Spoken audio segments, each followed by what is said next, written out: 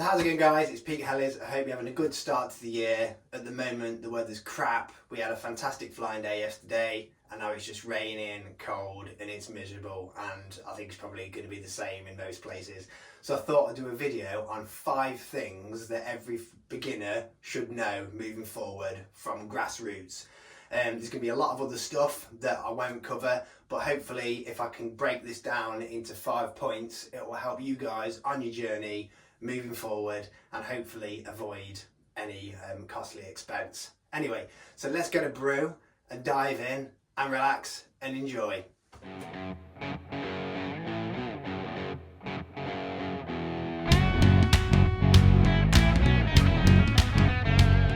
Right, so let's get the boring one out of the way, which is insurance, flyer ID, operator's ID. This is sort of UK specific. I don't know where you are and what other insurances, certificates that you need to fly in different countries, but here in the UK, you need your BMFA insurance, you need your operator's ID, you need your flyer's ID. So that's what you need moving forward. Now, some people will choose not to do that. I don't recommend that at all. You know, it's not a good idea to be flying without insurance. If you hit somebody, cause damage to others, cause damage to property, you just don't want the drama. Being part of something like that is I would say, is a necessity. You need to get this insurance. Again, people in other countries have different things that they need to abide by. Just do it, guys. It's not worth the hassle. I think BMFA insurance is like 56 quid for the year. It's nothing. And also, if you want to be part of a club, then you need your insurance, your operator's ID, your flying ID. So you need all that. That being said, moving forward with clubs, I would recommend trying to find a local club. Now, it's not always easy to find a local club. If you're going to be flying bigger helis, it's absolutely essential to find a club. Now, the club that I'm in, not many people fly helis. There are heli specific clubs out there that you can go to which will push you further and quicker, because you'll have a pool of knowledge then to pull on. But so where I fly, not many heli pilots out there, so it's still going it alone, but I know that I can go up there, fly models, fly them safely, out of harm's way, and just concentrate purely on that. If you want to fly baby micros, you can get away with a park fly, but you know, you're pretty much on your own. Unless, which brings you on to the next little bit, which is forums. Go on your forums, do your research, find what the best avenue forward is. Before you go spend 200, 300, 400 quid on a heli on a little one, or you know, thousands on a big one. Just do your research, figure out what you want first. And these forums on the net are just absolutely fantastic. They have helped me so much. Everybody is friendly and willing to give their advice. This isn't a hobby where you get like disagreements. Everyone wants to move forward. Nobody wants people to crash. Nobody wants people to leave the hobby. So these forums are the best thing. It's helped me no end. I've met loads of people on forums that, you know, I converse with regularly. Never met him, but everybody is there to help you. So find a club if you can, go on the forums, just get a network of people you can call upon if you're coming into some struggles, some difficulties with programming, with setting things up, with maintenance, etc. Really, really helpful. Right, let's move on to number 2. So next, where to go, what heli to get. Now, there's going to be an argument between should I go for a sim first, should I go for a heli first. Now, I think both. I don't think one or the other. There's some people think absolutely essential, get a sim first. Some people say get a heli first. Now I think get both. I think a sim can be boring at the beginning. You want to go and fly an RC heli, you want to buy a heli. You just don't want to go and sit there in front of a laptop and just be flying the sim. It can get a bit boring. I went straight for the heli route and got a simulator on, but I got the bug, the hooks were in me, you know, I was mad for it. So simulator, absolutely essential. What sim to get is a whole another video. There's loads out there. I use AccuRC and I think that's fantastic. I use a Spectrum dongle with my X14 and it's great, and I use that a lot. I use it for practicing complex maneuvers and then I go out and perfect them with the real Heli. So that's what I do. But if you're going to go and buy a Heli, which one do you get?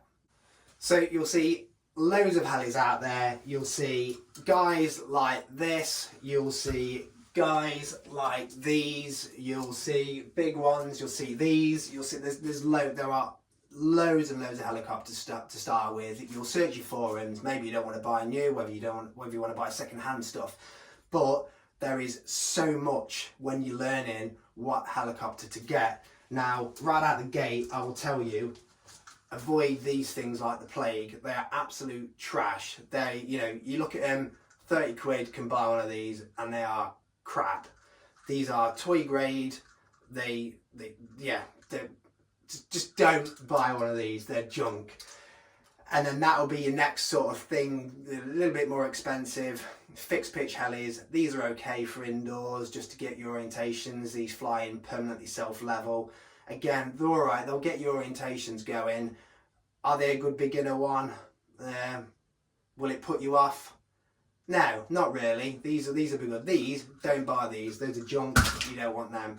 These will be a good little indoor heli just to get your orientations, to sort of know how to fly right side up. Then you go something like this, which would be your collective pitch equivalent. Now these S1s, again, I've done a video on whether these are a beginner helicopter, so check that out. I'm not going to get too much into whether this would be a good starting heli, but choose the right helicopter that you want. Now what I would suggest is, right off the bat, buy a helicopter that you can afford to crash. There's no point buying an RS5 where the blades are like 80-90 quid, and you will trash them if you bin it. That they will, apart from all the other bits. Buy the helicopter that you can afford to crash, yeah? Because there's no point doing it thinking it's all great, you get really into it, you put it in the ground, you top up your repair costs, and it's, you can't afford to repair it. That will put you off, and you'll be out the hobby before you even start. So let's just find what we do. That's the first thing. Find your budget first. Next thing really is, don't just buy a helicopter you think's cheap. Buy one that you can still get parts for. Like, I've just bought this, which is a Goblin Havoc 280. Now, they don't make these anymore. They don't make many of this size either. And I've always wanted one of these, but they don't make them anymore. So what I had to do is go and look, see if they've still got most of the parts available, which they do, but they don't make them. So there's still a pool of parts going around, so you can still get parts for them. So there's no point buying a helicopter, you think it's cheap, think it's good value, and then you can't get the parts. No, because it's as good as trash. You may as well have bought one of these, because they're just as useful if you can't get the parts. So that's why I've got all my parts there. That I know I'll just buy all the parts when I see them for something like this, because I know at some point they're not going to make them. Then you go on to sort of fly bar versus fly barless. Now, I started with a fly bar, and I just felt like they were junk. And actually, I don't really know how to tune a fly bar heli that well, because I'm straight onto fly barless. When I started, fly barless was always like, the new standard. There's loads of fly bar helis coming, it's still online, and they come up really cheap. But if it seems too good to be true, it probably is. You can't get the parts, you'll get stressed out trying to find parts, and they're just a pain to work on to get set up. So first, find a helicopter that's still in manufacture, that you can still get parts for them, and that they're easy to repair. Like this thing, this OMP V3 Pro, OMP M2 V3 Pro, I mean, I wish they'd just shorten it. These are so easy to repair. I know, I'm over the moon with how easy this thing is to repair. It's absolutely fantastic. It's a joy to work on. You're not sitting there wrenching for ages, tiny little screws, because these things can be a pig if there's tiny little screws everywhere.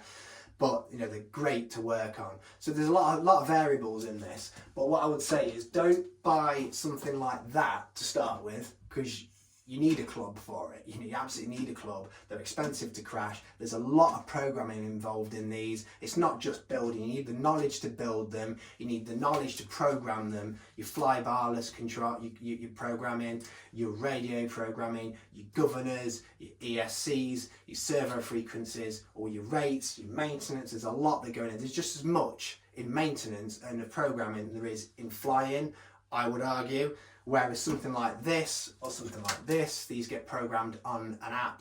They're pretty easy, they're plug and play. You've not got the drums of one of those. So whether you start with something like this or whether you start with something like that, I think that is a sweet spot to start with. You haven't got the drums of building, programming.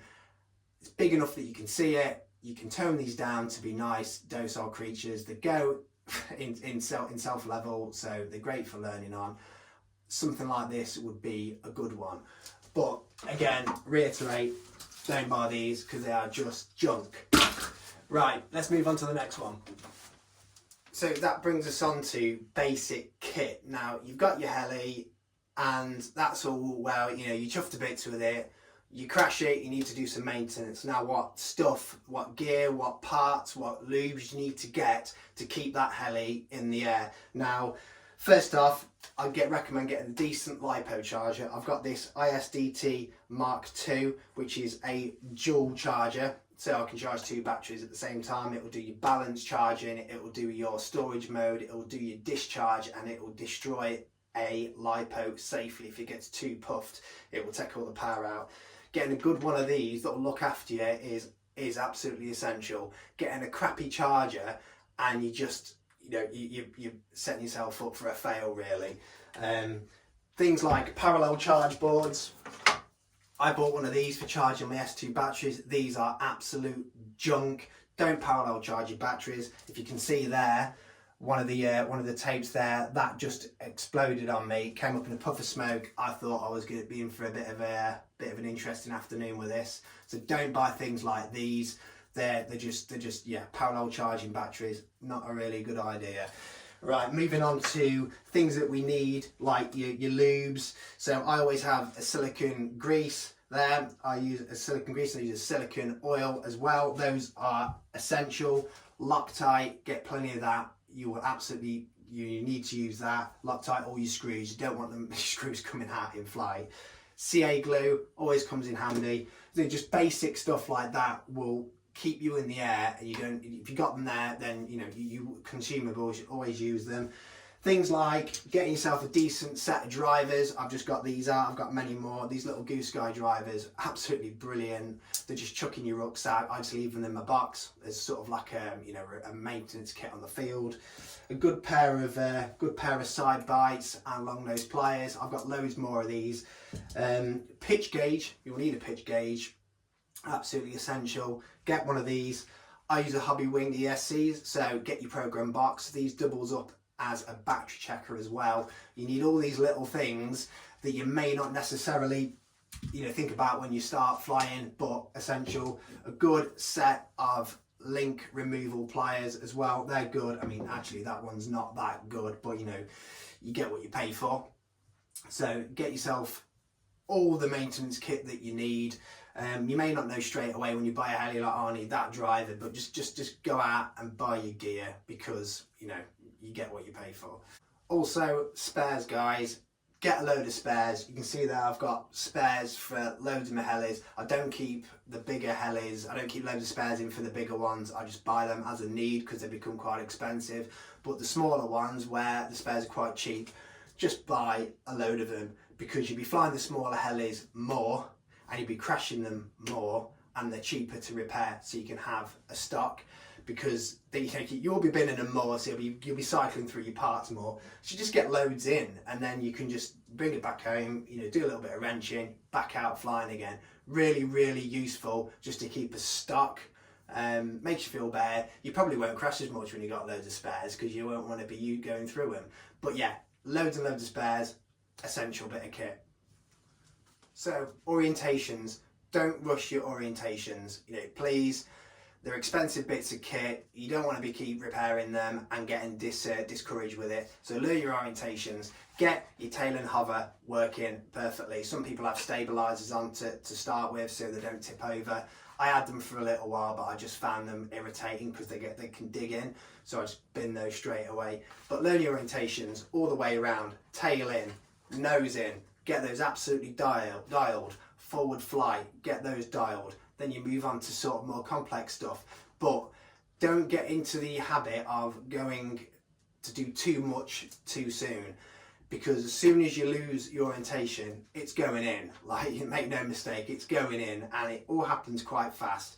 I mean, you can put your rescue in. If you've got a flybarless unit that's got rescue, most of them do now, but some of them you have to pay like an extra add-on to have rescue. I don't agree with that. I think you should buy an FBL and it just has rescue on it. But program your rescue. Again, that goes back into programming and knowing your settings. That's, you know, that could be 2-3 videos long. But know your orientations. Once you can do all right side up, then start everything again inverted, backwards inverted, forwards inverted, you know, doing all that, because when you start getting to things like pyroflips, you need to be able to fly the helicopter in all orientations. Don't just think, I can do that and then I'm going to go on to start doing some tricks. You will put it in the ground, and it's fun when it works, and then it gets discouraging. So just don't rush it, you know, take it easy, enjoy your flying, and you will learn so much more by taking it easy. And at the end of the day, you put your helis in the car and they're still intact. You don't want to be walking and doing the walk of shame and picking bits up off the field just to go out and do the same thing again. Just do your orientations. Really, really important. Again, I'm just trying to condense these down into a shortish video. Again, something like orientation. There's loads of people out there that have done videos. I know Helicopter Richard does a fantastic one on there about how to learn with your pilot proficiency programs. I've used it. It's been amazing. So I'd, you know, check him out. West Hobbies RC has some really good videos on the best ways to learn moving forward. I don't profess to be a SMAC 3D pilot, but I've got to the point now where I can at least give some knowledge to you guys. So do orientations, don't rush it. Now number 5, which is the most important one, which is there is no secret, there is no shortcuts, there is no A-line to get you flying and get you in the air doing all these tricks fast. It all comes down to stick time and dedication.